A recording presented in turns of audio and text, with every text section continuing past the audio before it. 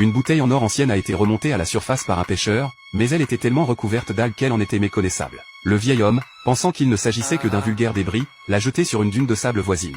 Plus tard, un ouvrier ignorant est tombé sur la bouteille et l'a utilisée pour combler une fissure dans le mur de la ville.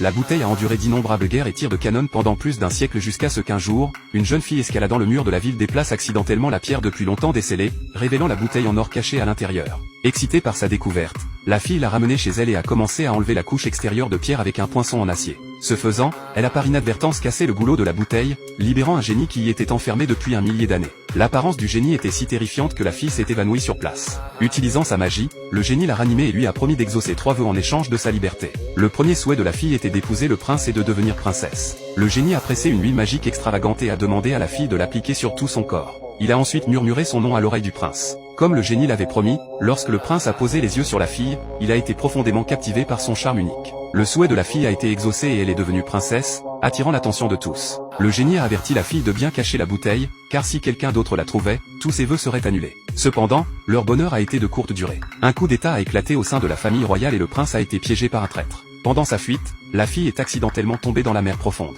Lorsque le génie est venu à son secours, elle s'était déjà noyée.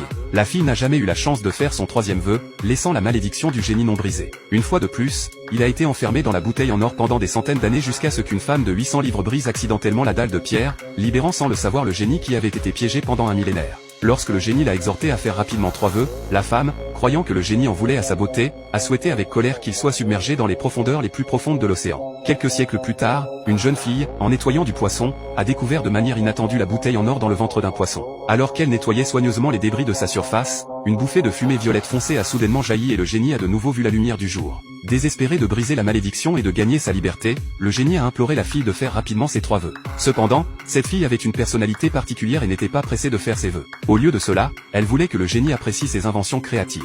Le génie a été assez surpris d'apprendre que de telles choses merveilleuses existaient au-delà de la magie. La fille lui a ensuite montré une autre de ses inventions. Elle aurait pu être reconnue par le monde comme le génie de Vinci, mais dans la société féodale de son époque, ses créations et inventions étaient toutes considérées comme de la sorcellerie maléfique. La soif de connaissance de la fille avait atteint un niveau obsessionnel, et elle a donc eu l'idée de son premier souhait, acquérir plus de connaissances. Le génie a rassemblé divers livres et a utilisé sa magie pour les transformer en une bouteille de potion. En buvant la potion, la fille acquérait toutes les connaissances contenues dans ces livres. Malgré son érudition, il y avait encore des problèmes insolubles qui la troublaient, comme le temps, l'espace et la gravité quantique.